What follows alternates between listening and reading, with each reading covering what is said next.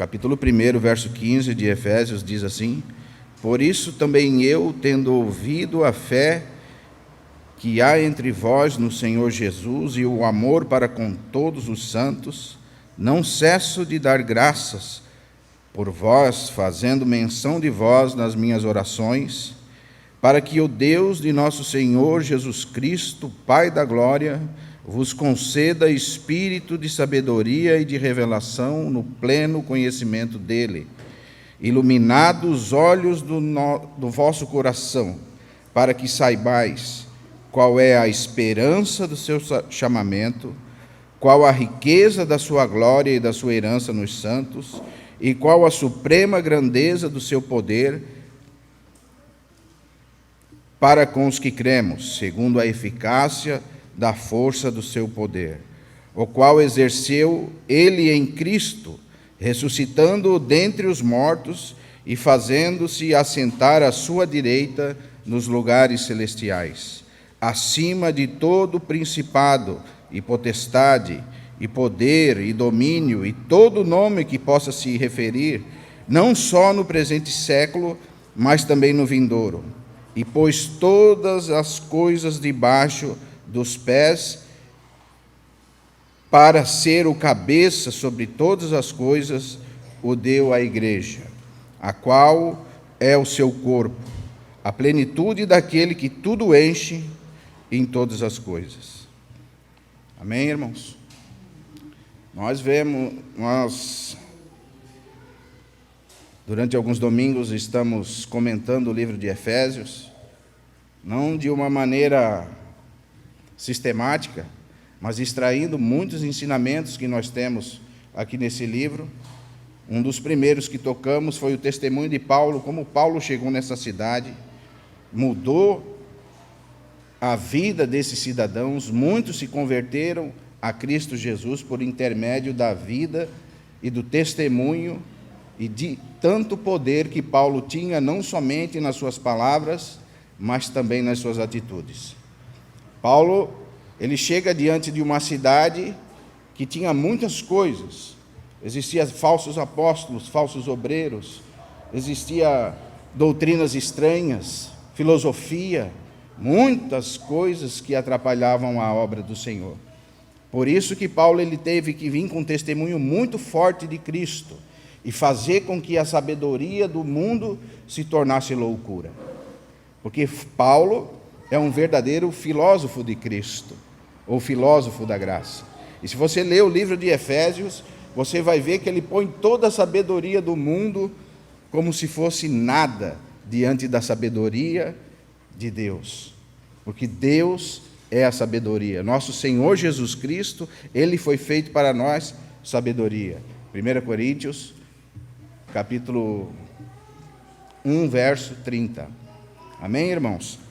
E temos muitas coisas que conferir nessas cartas, mas nós já aprendemos que todas as bênçãos celestiais já estão nos dadas em Cristo Jesus. Amém? Você não vai ganhar uma bênção em Cristo, você já tem as bênçãos celestiais em Cristo Jesus. Você não vai ganhar a vida eterna, não foi você que escolheu o Senhor, mas foi o Senhor que te escolheu. Nós somos escolhidos de Deus, fomos escolhidos por Ele. Amém? Fomos chamados para a maturidade.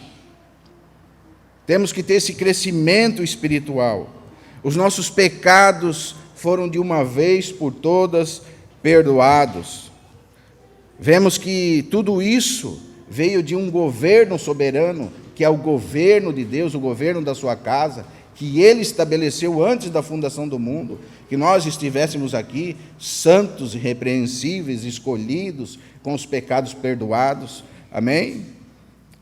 Também Ele nos esclareceu o mistério da sua vontade. O que é o mistério da vontade de Deus? Fazer convergir em Cristo todas as coisas. Fazer com que nós, seres pecaminosos, distantes de Deus, nos aproximássemos de Deus e o caráter de Cristo fosse gerado em nós. E o Espírito Santo tem feito isso através da palavra de Deus, gerado Cristo, ou formando Cristo em cada irmão, em cada diversidade, em cada palavra, nós temos crescido em Cristo Jesus, porque Cristo tem sido formado em nós. E não somente isso, irmãos, nós também fomos selados com o Espírito Santo da promessa. Nós temos uma promessa e temos um selo, e esse mesmo Espírito é o penhor. Você sabe o que é um penhor? Por quê? Porque nós somos propriedade de Deus.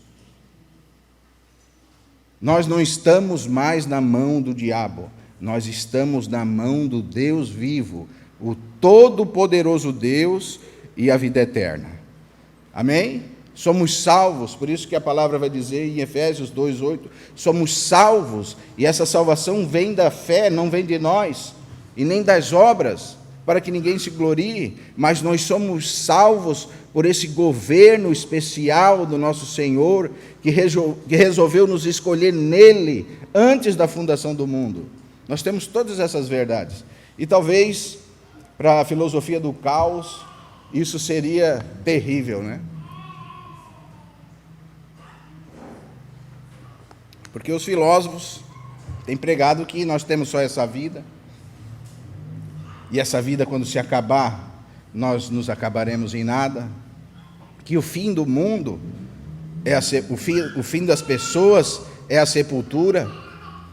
O próprio Nietzsche, um filósofo, ele tem a teoria do caos, e ele tem mantido muitas pessoas nos seus pensamentos, pessoas que vêm entrando em depressões, porque a vida não tem nenhum sentido, segundo ele. Você trabalha para morrer, você vive para morrer. A única coisa que você tem estabelecida diante de você quando você nasceu é que um dia você vai morrer certamente. E tudo se acabará. Essa é a filosofia do caos. Mas nós somos os filósofos da graça. Porque é pela graça que nós somos salvos e é por meio da fé. E essa graça, ela é tão importante, o Senhor nos dá tanta segurança nesse livro, que Ele diz para mim e para você que nós já estamos assentados nas regiões celestiais em Cristo. Capítulo 2, verso 6, Paulo está falando de salvação, e é como se eu desse alguma coisa para você, e falasse, isso aqui já é seu. E é isso que o Paulo está falando, você já está assentado nas regiões celestiais em Cristo. Essa é a garantia, porque o homem pode não cumprir. Eu posso não cumprir o que eu falo. Posso dizer para o Jean, amanhã eu vou estar na sua casa. E acontecer alguma coisa e não conseguir estar na casa do Jean. Mas quando Deus fala, amanhã, Jean, eu estarei na sua casa, certamente Ele estará na sua casa. Por isso, considere a palavra de Deus quando diz que você já está assentado nas regiões celestiais em Cristo. E se você tem essa certeza que já está assentado nas regiões celestiais em Cristo, como que você pode ir para o inferno, irmão? Será que Deus não vai cumprir o que Ele disse em Filipenses capítulo 1, verso 6, que aquele que em nós começou a boa obra, há de completá-la até o dia de Cristo? Essa é a certeza. É isso que Paulo vem trazendo para a igreja. Porque no capítulo 1, 2 e 3 de Efésios, Paulo ele vem descortinando para todos os irmãos o que nós temos em Cristo Jesus, a grandeza do nosso chamamento, todas as riquezas que nós temos em Cristo. E no capítulo 4, 5 e 6, nós vemos a ética cristã, o que nós devemos ser, o nosso serviço, como nós devemos andar na casa de Deus. E dessa maneira, ele começa a desconstruir toda uma filosofia que era pregada na sua época.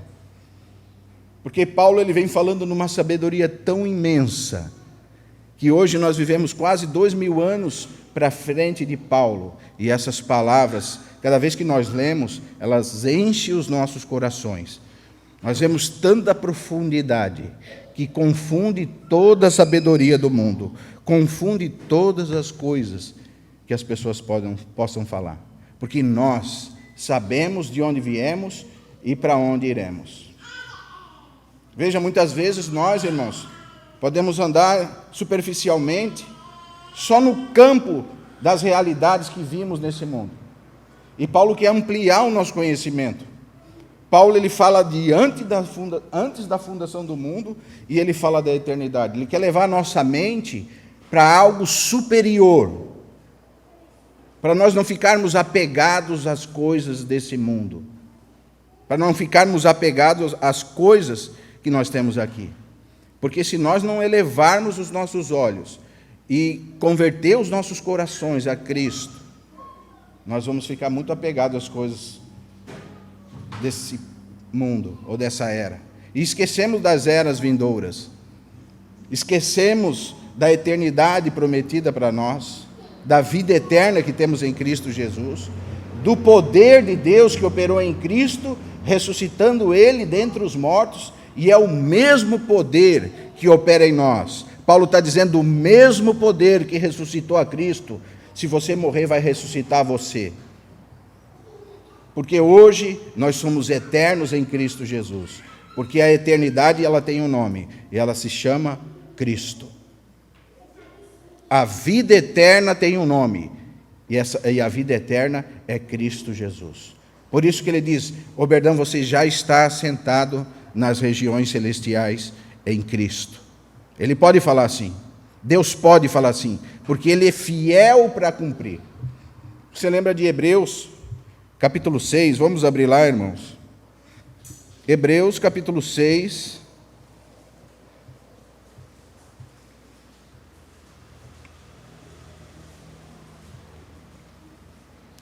verso 13.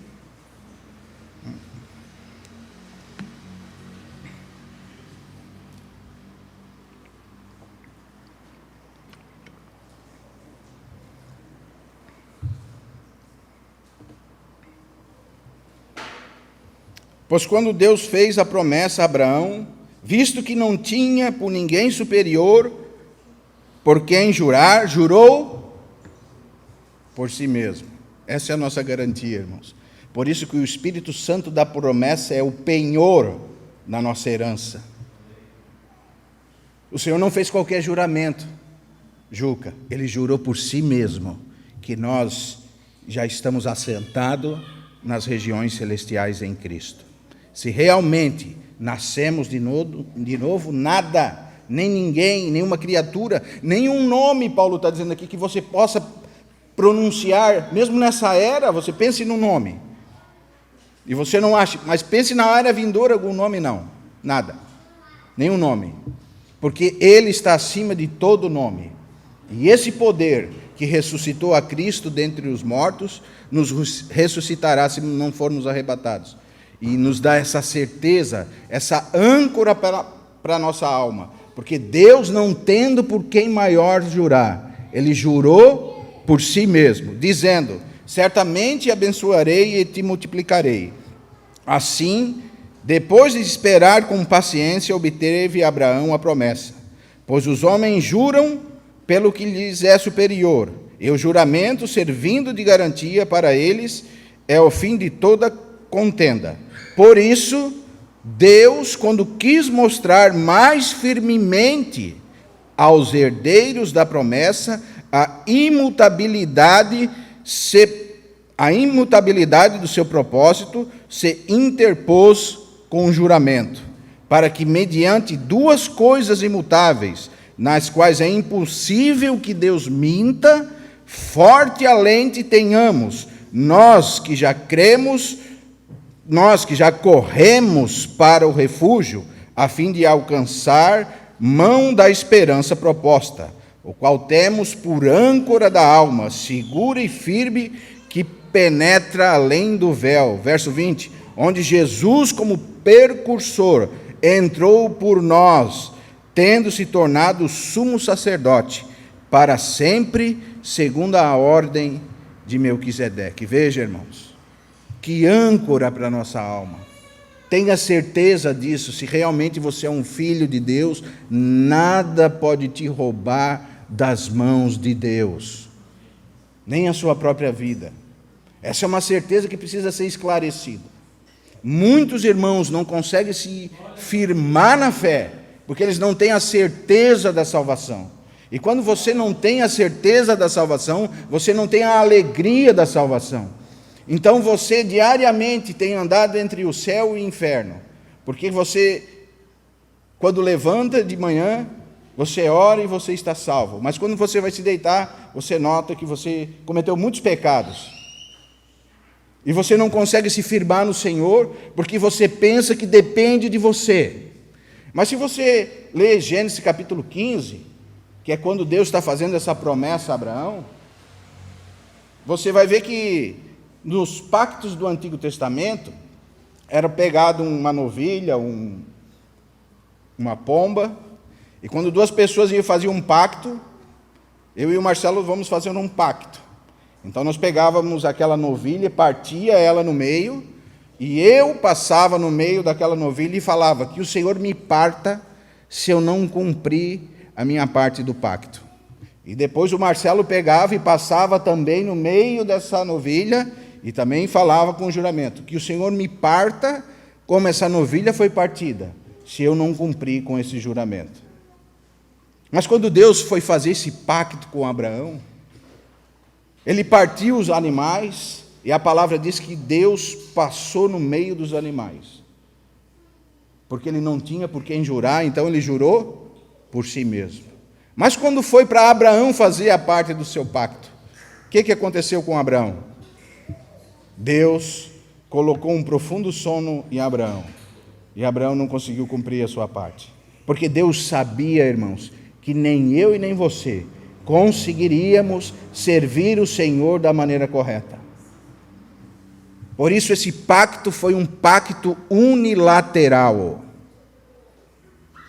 Por isso que Paulo ele começa a dizer assim para os irmãos: por isso eu também, tendo ouvido a fé que há entre vós no Senhor Jesus, e o amor para com todos os santos, não cesso de dar graças a Deus por vós. Veja, irmãos, quando você vê um irmão nascido de Deus, você precisa dar graças a Deus, se alegrar. Porque quando você vê frutos de novo nascimento em um irmão, você sabe que aquele irmão já está sentado nas regiões celestiais com Cristo. Nada, nenhuma criatura, nem qualquer coisa que você possa inventar na sua mente pode te separar do amor de Deus em Cristo Jesus, nosso Senhor. E o próprio Jesus disse: aquele que o Pai me dá virá a mim, e todo aquele que vir a mim, de maneira nenhuma o lançarei fora. Irmãos, nós precisamos ter essa certeza. Precisamos iluminar os olhos do nosso coração. Precisamos de sabedoria e revelação. Veja, no verso 17 do capítulo 1 de Efésios, Paulo vai dizer assim: para que o Deus de nosso Senhor Jesus Cristo, Pai da glória, vos conceda espírito de sabedoria e de revelação do pleno conhecimento dele. Nós precisamos, irmãos, desse espírito de sabedoria e de revelação, desse senso da eternidade. Se você ler Eclesiastes capítulo 3, verso 11, a palavra de Deus diz que Deus botou dentro de cada um de nós um senso de eternidade. Nós temos um senso de eternidade.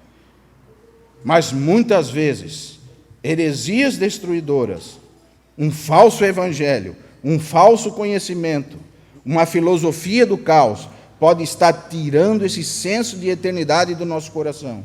E muitas vezes, um irmão, por ser enganado por falsas doutrinas e falsos mestres, não tem a alegria da salvação. Porque a alegria da salvação é uma incógnita para ele.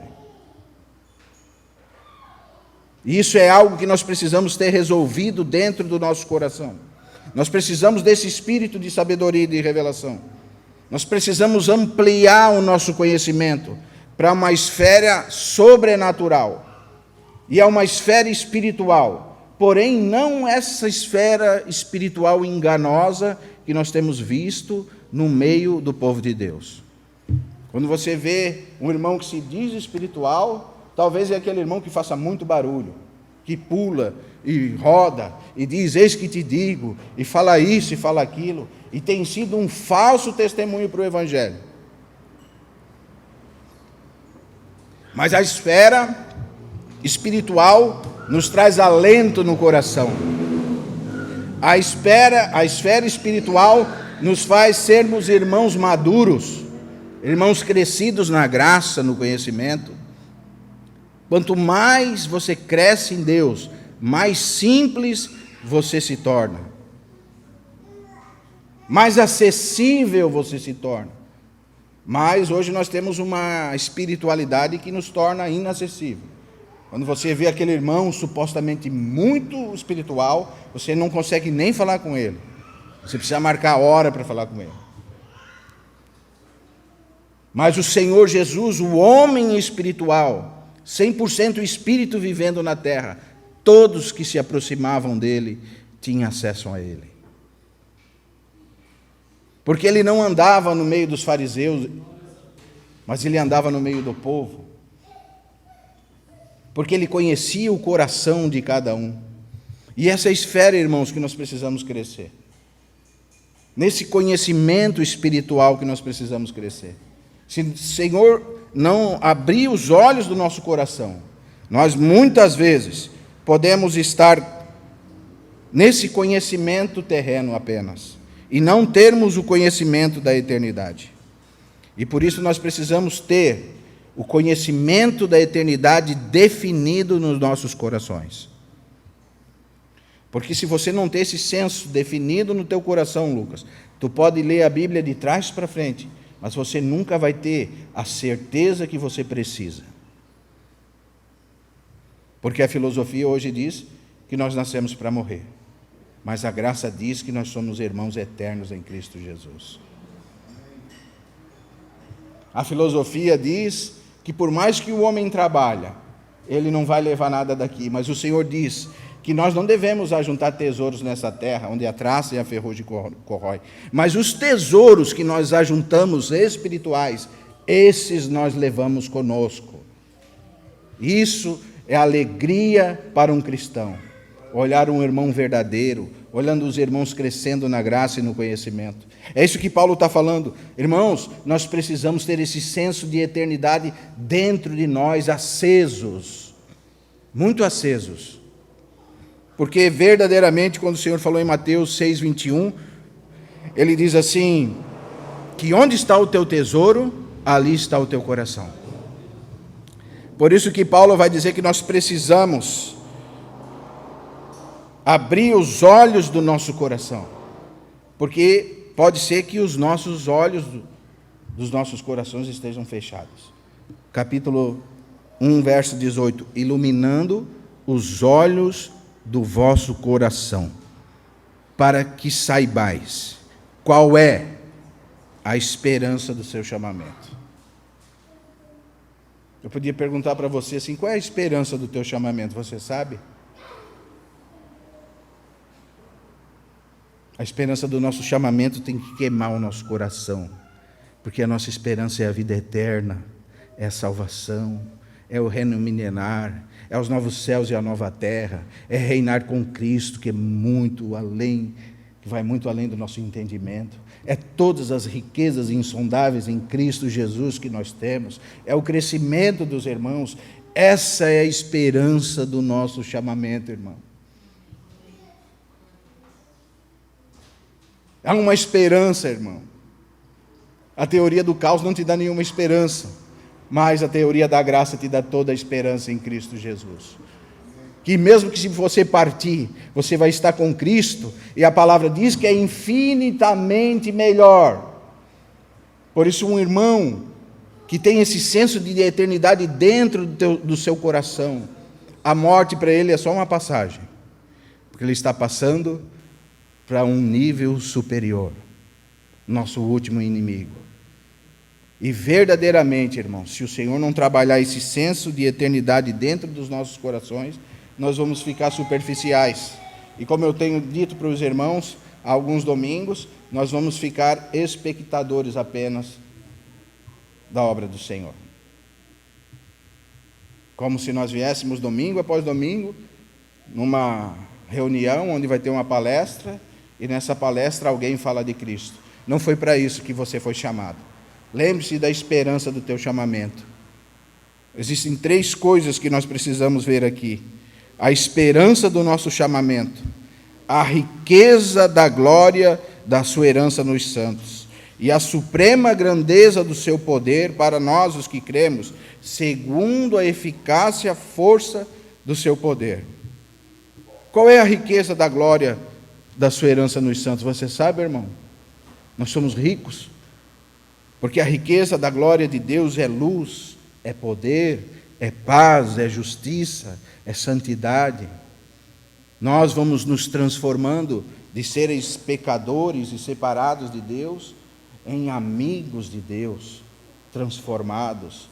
Onde nós chegamos agora, a luz chega, o poder chega, a santidade chega, tudo chega, Cristo chega, porque nós somos o corpo de Cristo.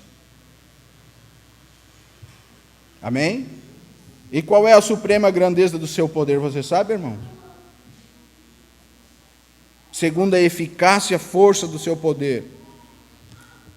O poder de Deus para conosco é o mesmo poder de Deus que ressuscitou Cristo dentre os mortos.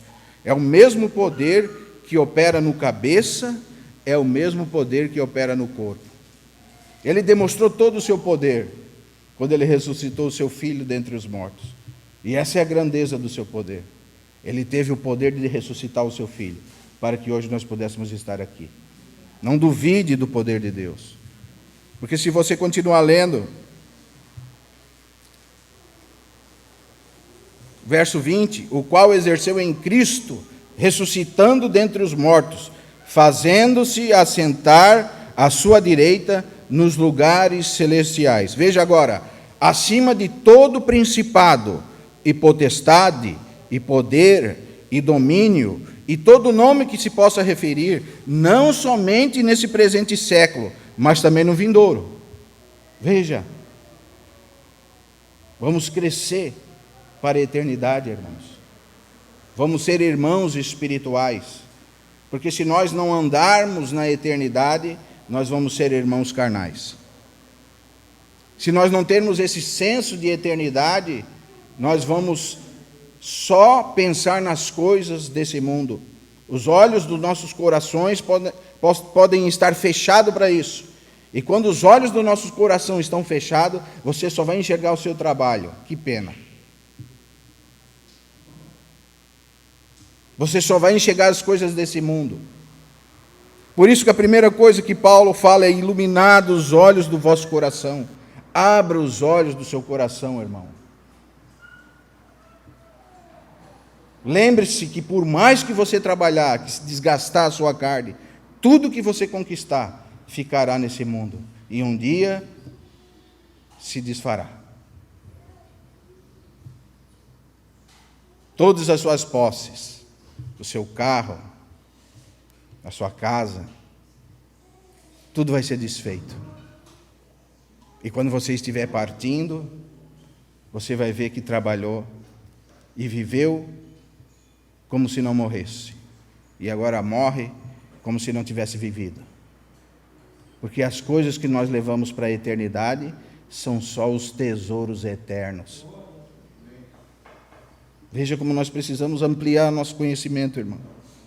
E Paulo chega nessa cidade e ele quer ampliar o conhecimento dessas pessoas. Porque eles estavam com os olhos do coração fechados só nesse mundo. Mesmo alguns irmãos que conheceram a Cristo, muitas vezes o seu coração está com os olhinhos fechados. Porque se nós tivermos os olhos dos nossos corações abertos, nós vamos considerar a eternidade. Nós vamos considerar aquilo que temos em Cristo.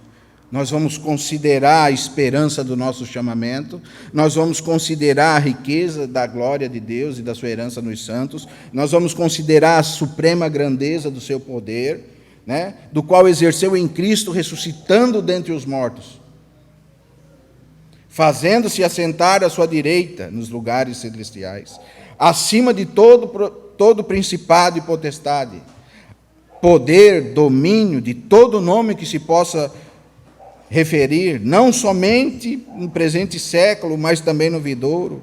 E pôs todas essas coisas debaixo dos pés, para ser o cabeça sobre todas elas, os deu à igreja. Olha, irmão, como Paulo pega os filósofos daquela época e faz assim, né? Lança na lata do lixo toda a sabedoria humana. Paulo está falando algo tão transcendental que os irmãos não conseguem entender. Que o Senhor sujeitou todas essas coisas pela sua economia, pelo seu governo, que Ele propôs em Cristo Jesus antes da fundação do mundo. Ele sujeita todas essas coisas e põe debaixo dos pés do Cristo. E agora Ele nos diz que sobre todas as coisas o deu à igreja. Você está ligado em Cristo Jesus, porque Cristo é o cabeça da igreja. Por isso, irmãos, que muitos irmãos, eles são tão superficiais, que eles acham que um lugar é a igreja. Veja a diferença. Eles acham que eles vão limpar a igreja com vassouras. Eu estou cuidando da igreja. E você falar que a igreja realmente é esse corpo místico de Cristo, hoje é uma loucura para esses irmãos. Porque eles estão acostumados a ir na igreja. Eles fizeram um lugar mais alto aqui, que eles colocaram o nome de púlpito, ou altar. Isso não está na Bíblia, nunca teve. Pelo contrário, o único altar da Bíblia é a cruz. E é a cruz de Cristo. Nesse altar foi pago todo o meu e o seu pecado. E é por isso que nós estamos aqui, todos iguais. Todos irmãos. E o nosso sumo sacerdote é Cristo. Ele é o cabeça da igreja. Ninguém é o cabeça da igreja, irmão. Talvez se você está indo em algum lugar que essa igreja é denominada por algum irmão, saia de lá, porque a igreja verdadeira é o corpo místico de Cristo e são os irmãos. Que você contribui para o crescimento da igreja, quando você contribui para o sustento da igreja, saiba que você contribui para o sustento dos irmãos. Não é para alguém ter um salário milionário e pegar o dinheiro de você e ficar rindo e fazendo chacota ainda dos irmãos. Quando a palavra diz que nós devemos cooperar, é para o sustento da igreja. Quem é a igreja, irmão? São os irmãos.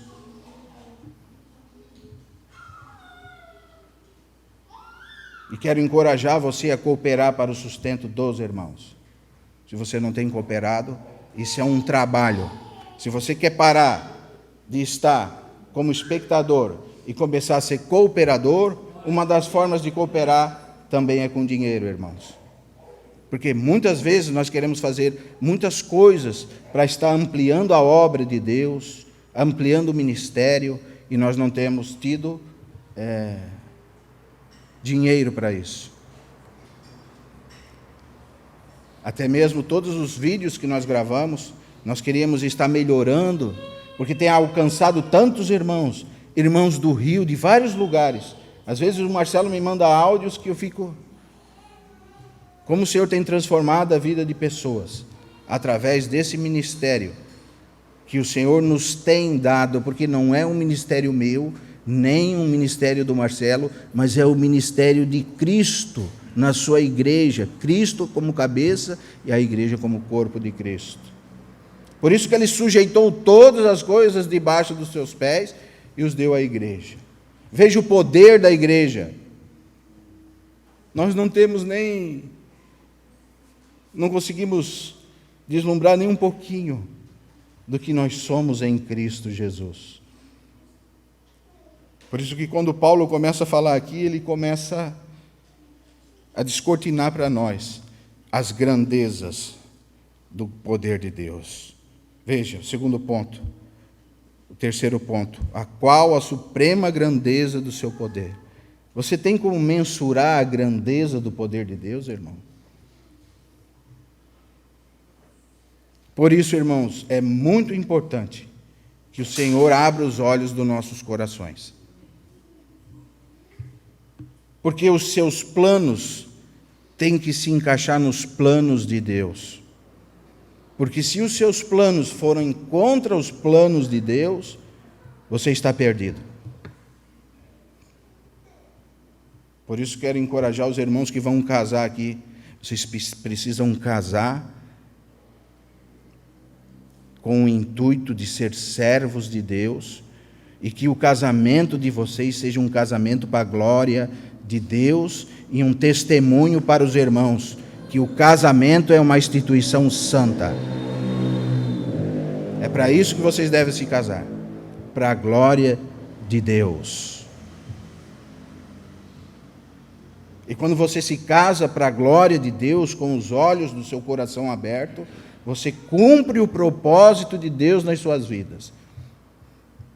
E com isso vem todas as sortes de bênçãos espirituais nas regiões celestiais em Cristo. Mas, irmãos, muitas pessoas se casam para ser felizes. Eu vou me casar porque eu estou muito sozinho e eu preciso de uma mulher. Esse tem os olhos bem fechados do seu coração. Você precisa ter os olhos do seu coração abertos e encaixar aquilo que você acha que é o propósito da sua vida no propósito eterno de Cristo Jesus, já que Ele desvendou o propósito eterno dele para nós, desvendando-nos o mistério da sua vontade. Capítulo 1, verso 10. De fazer convergir em Cristo todas as coisas. O casamento é a instituição, irmãos, que vai fazer vocês convergerem em Cristo, porque você vai precisar passar por cima dos defeitos do seu marido ou da sua esposa. E você precisa amar a esposa como Cristo amou a igreja. E a esposa precisa ser submissa ao marido, assim como a igreja é submissa a Cristo. Veja, irmão, não é... Estou falando isso porque isso está nessa carta e nós vamos chegar lá. E não é por coincidências que Paulo colocou o casamento aqui. Porque o casamento é uma instituição santa, irmãos. Não brinque com o casamento. Quando você for lá, irmão, e fazer uma promessa ao Senhor, cumpra aquilo que você vai prometer. Tá bom, irmão? Tá bom, irmão? Tá bom, irmão? Tá bom, irmão? Tá bom, irmão? Tá bom, irmão? Tá bom, irmão? Tá bom, irmão? Veja, como o Senhor vai ser glorificado no nosso meio se nós cumprirmos com a nossa palavra, né? Porque você pode ter certeza que Ele cumprirá com a sua. Porque Ele jurou por si mesmo, Ele não tinha por quem jurar. Ele se interpôs com juramento. Para quê? Para que isso fosse uma âncora nas suas almas. Para que você saiba que Deus jurou por Ele mesmo. E nós não devemos jurar porque nós não cumprimos com os nossos juramentos. Mas Deus em você, Cristo em você, você vai ser um excelente marido. Cristo em você, você vai ser uma excelente esposa. Cristo em você, você vai ser o melhor marido. Cristo em você, você vai ser a melhor esposa. Você sem Cristo é a pior esposa. Você sem Cristo é o pior marido. Você com Cristo vai ser um excelente marido para a Bruna. E que o Senhor possa te dar graça. Porque Ele precisa abrir os olhos do nosso coração. Você quer casar para quê, irmão? Eu quero casar para ter uma família, vou comprar uma chacrinha, vou me mudar lá para o interior, vou ver lá, daí eu vou plantar batata, mamão, pepino e tal, vou sei lá, eu vou morrer. Irmão, você vai morrer e talvez você vai acabar mesmo. E além de acabar, você vai acabar no inferno. Porque o inferno é real e, aliás, o Senhor falou muito sobre o inferno. Mas se realmente você é um crente em Cristo Jesus, Ele te dá a promessa maravilhosa, Juca. Você já está assentado nas regiões celestiais em Cristo. nada vai poder mudar essa situação. Precisamos amar ao Senhor por isso.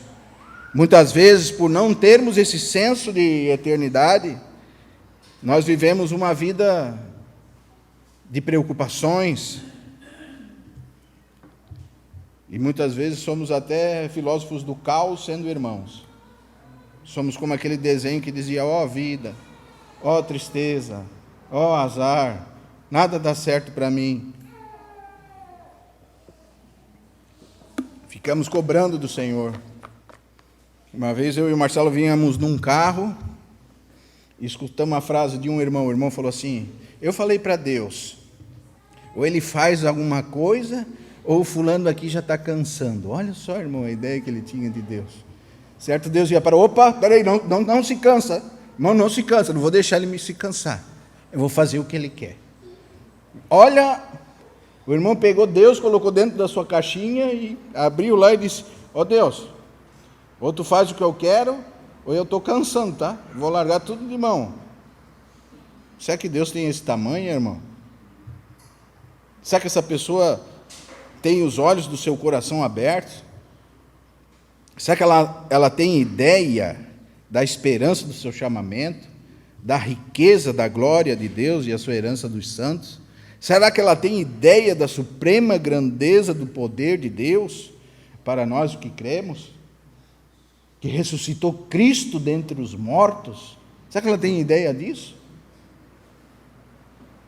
Ou ela só tem ideia desse evangelho secularizado, onde a igreja é um mercado? Que se você orar bastante e jejuar e fazer isso, você tem alguns direitos.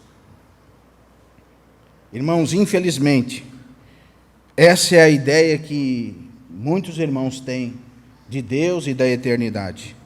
Mas quando nós temos ideia e o nosso conhecimento é ampliado, nós temos o poder de dar a vida pelos irmãos.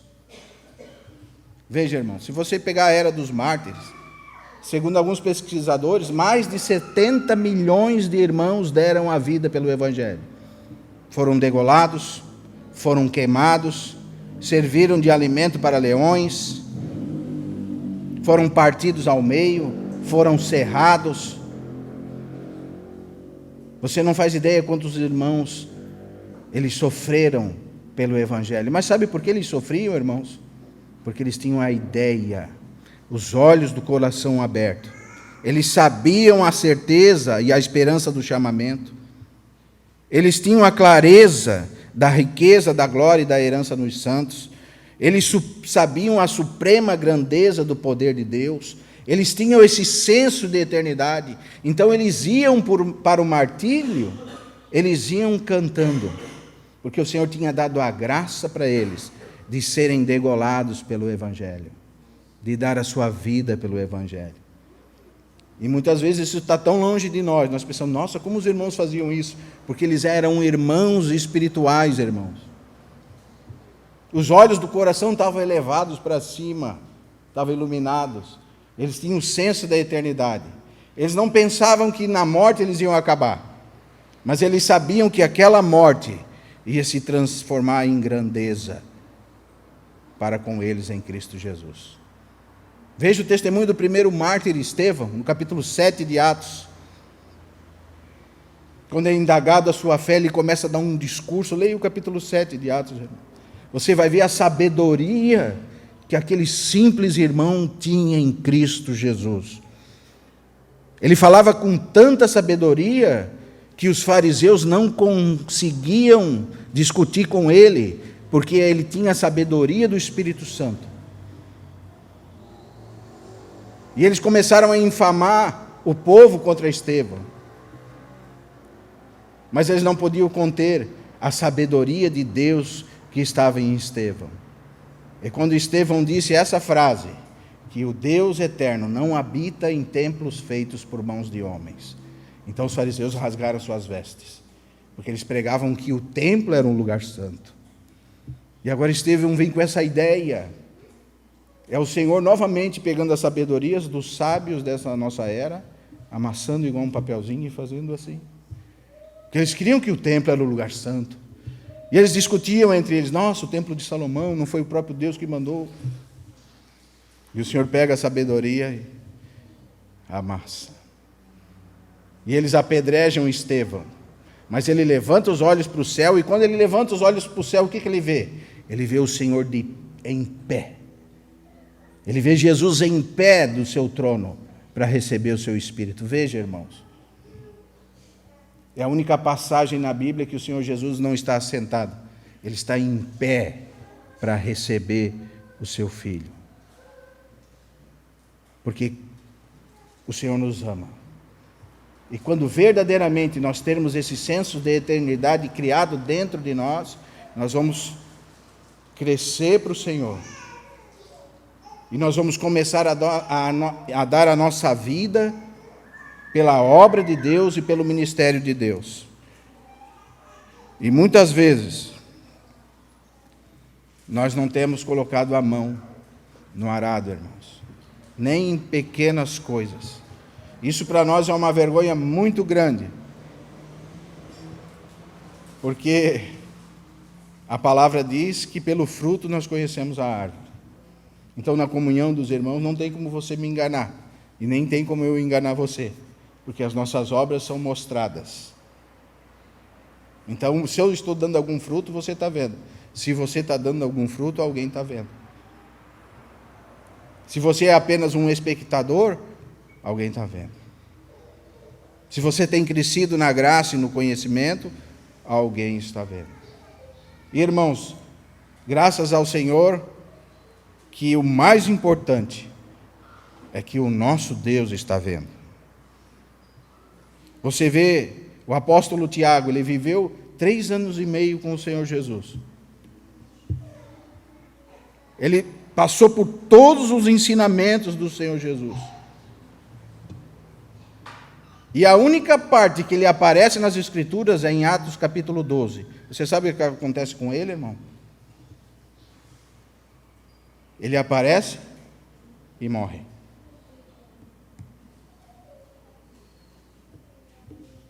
Ele foi martirizado pelo Evangelho. Veja. Talvez você possa dizer para mim: poxa, mas que desperdício, né? Andou com o Senhor a vida toda. Irmão, se você tiver o mínimo do senso da eternidade, você jamais vai pensar que foi um desperdício Tiago ter aparecido e morrido, porque toda a glória vindoura está preparada para ele. Ele tinha certeza disso. Por isso que ele aparecendo e morrendo para ele não faria diferença nenhuma.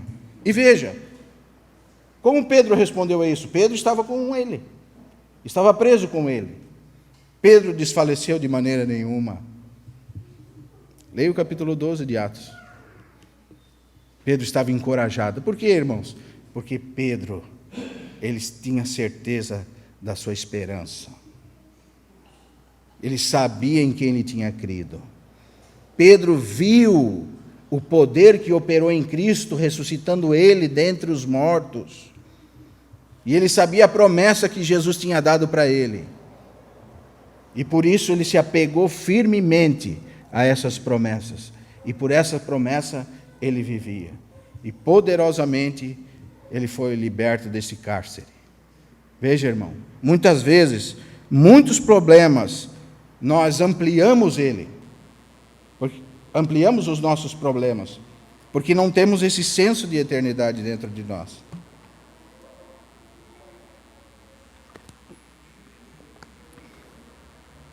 Vivemos numa sociedade de micro-ondas, né? Que as coisas são instantâneas. Até o macarrão em 3 minutos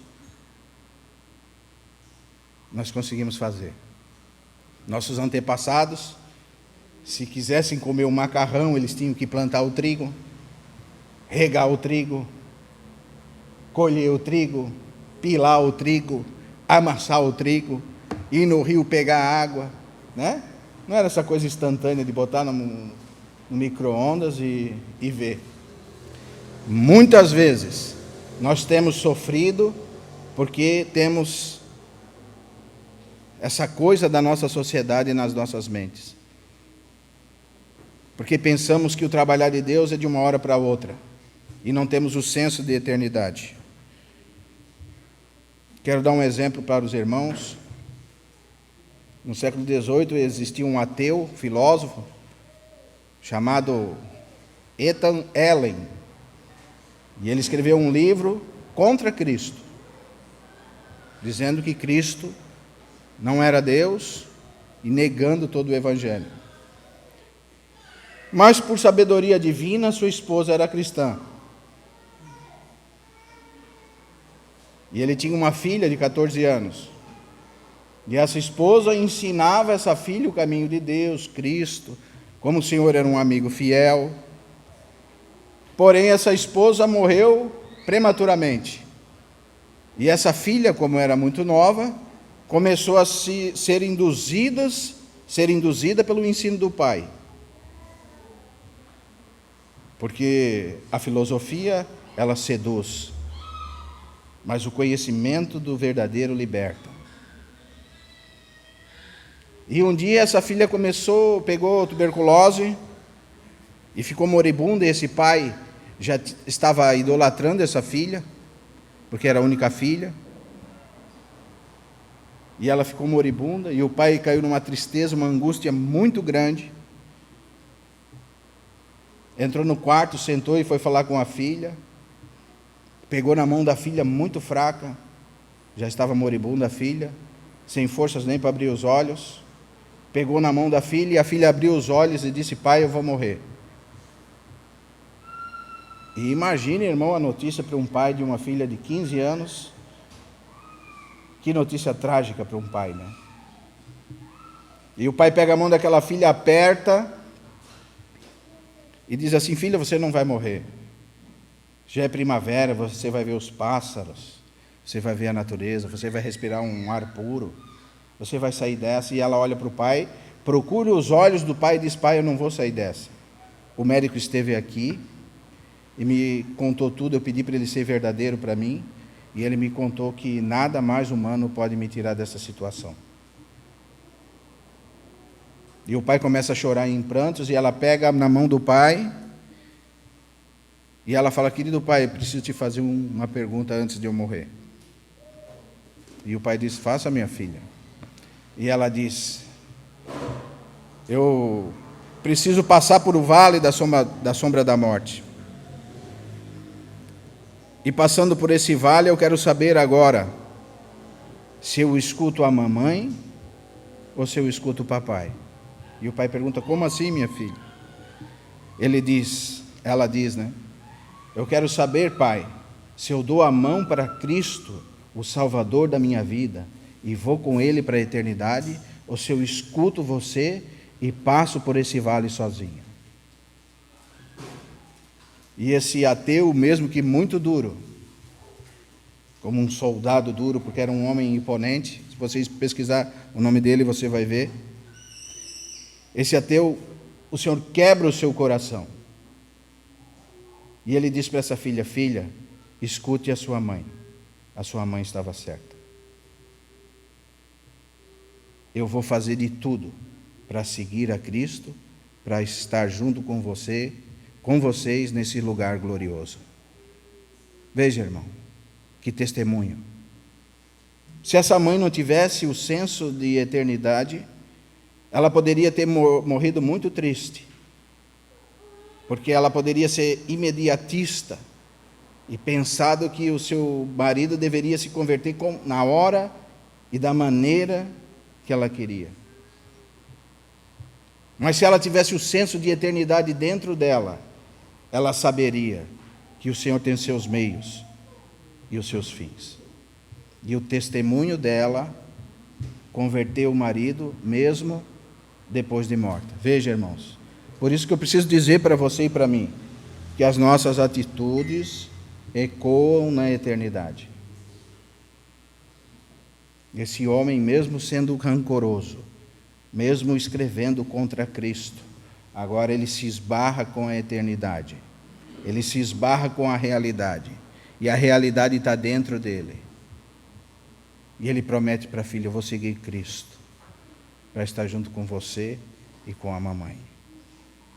E diz a história que essa filha deu um sorriso largo e dormiu.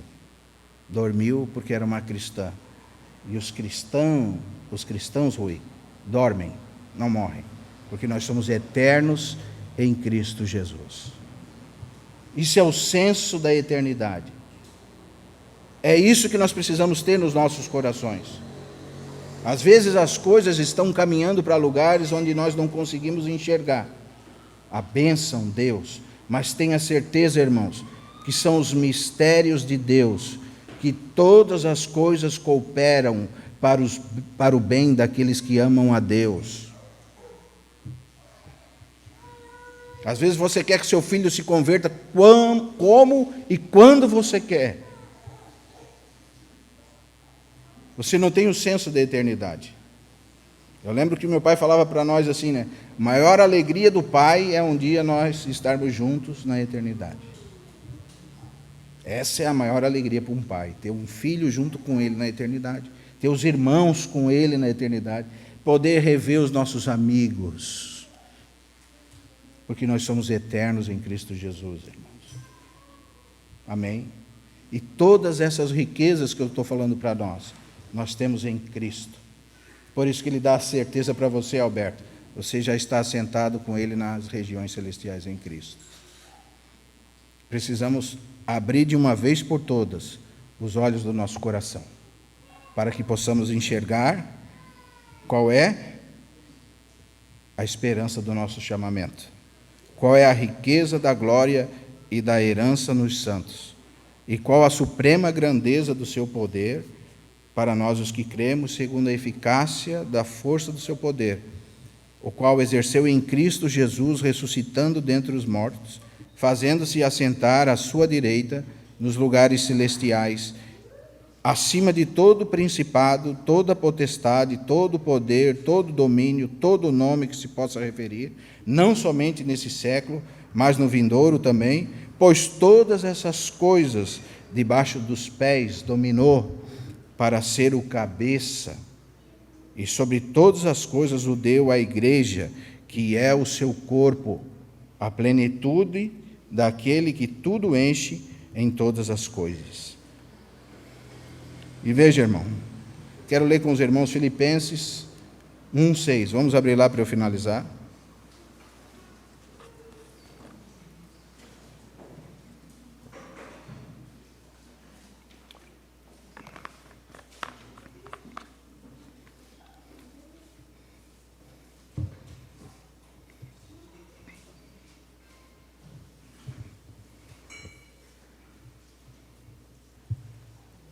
Que essas palavras possam produzir vida nos nossos corações.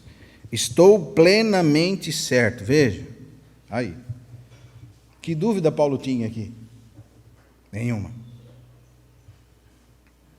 Que dúvida Paulo tinha aqui, Juarez? Quando ele diz, estou plenamente certo de que aquele que começou a boa obra em vós há de completá-la até o dia de Cristo Jesus. Você está certo disso? Está certo disso, irmão? Que glória, né? Que alegria. Por isso, um pecado cristão é ser triste, amargurado, porque o crente é todo abençoado. Se ele tivesse ideia da eternidade, ele já sabia, já estou com o Cristo. Um dia tudo vai passar. E nós vamos estar com Cristo, como diz Paulo, que é infinitamente melhor.